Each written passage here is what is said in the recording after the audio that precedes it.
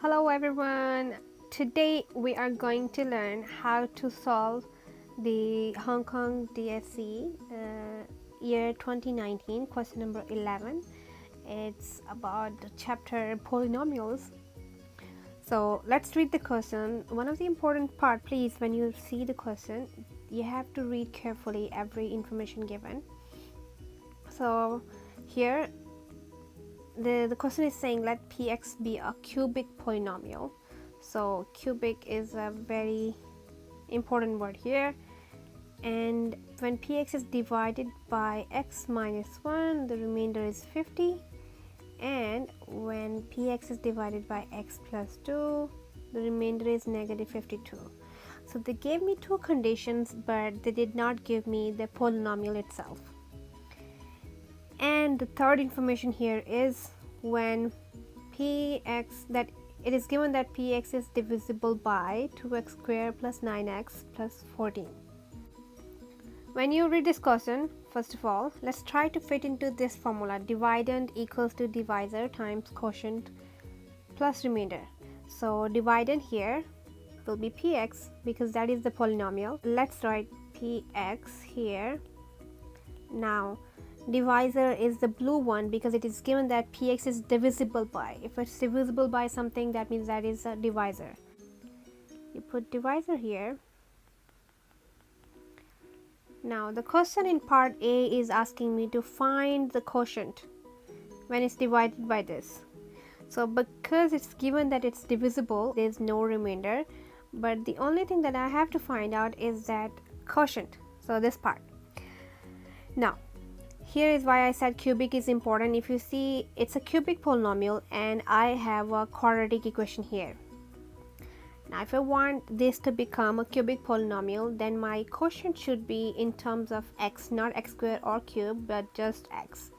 Let's just say I let it be ax plus b because I don't know exactly what a and b value is, so I just let it be ax and b. So this is my polynomial that I formed with all the given conditions here. Now let's try to, because we don't know a and b, and that is our job for part A. Let's try to put different conditions. For example, first of all, the green highlight color, when px is divided by x plus 2, the remainder is negative 52.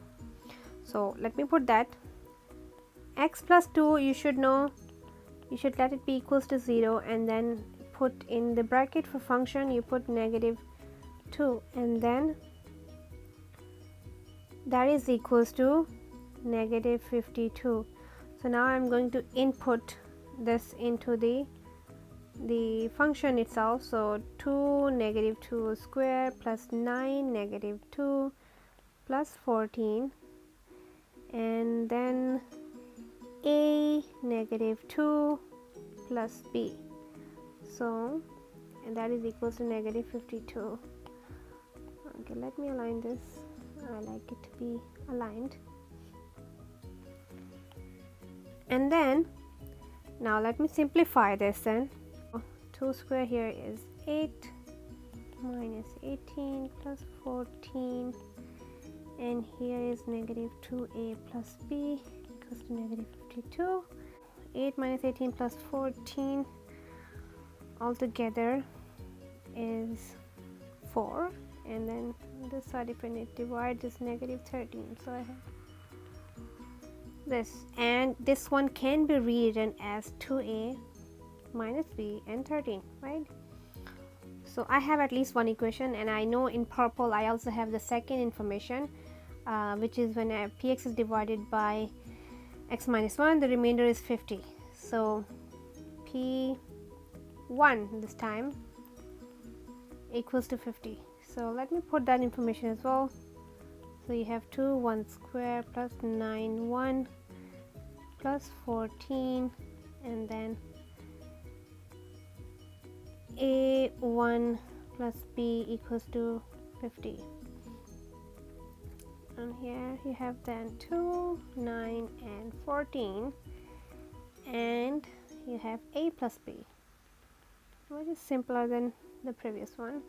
So 2 plus 9 plus 14 is 25. So a plus b equals 2. When you bring 25 on this side, it will divide, and then you'll have two answers. Now if you notice, I have two equations. Let me name this as 1 and this as 2, and I can see that at least one of the values are different, like the signs are different, plus b and minus b. So for these two equations, you can solve it by several methods.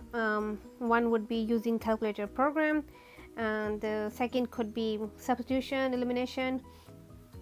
I am going to just add the two equations because you'll figure out that it's pretty actually easy just by adding, at least in this case.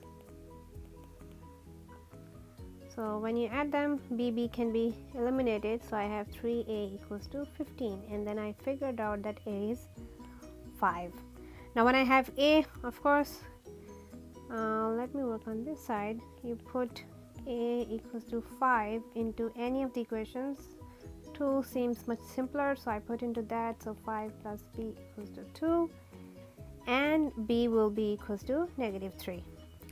Once I get that, then I can put that into my quotient. So in the beginning, I let the quotient be ax plus b, right? So I just input the values of a and b, which is -3. So that is my answer for part A. Okay. Now let's work on part B, and part B is asking me how many rational roots does the equation px equals to 0 have. So first of all, you need to know what are rational roots. Rational roots are any numbers, rational numbers that can be written in fractions, and px equal to 0. So now you have full px because we got the quotient as well. So let's work on that. Px equals to 0. If you want, you can put a line for proper differentiation, and then let me write down the px whole polynomial. So from the top, this is now what I have, equals to 0.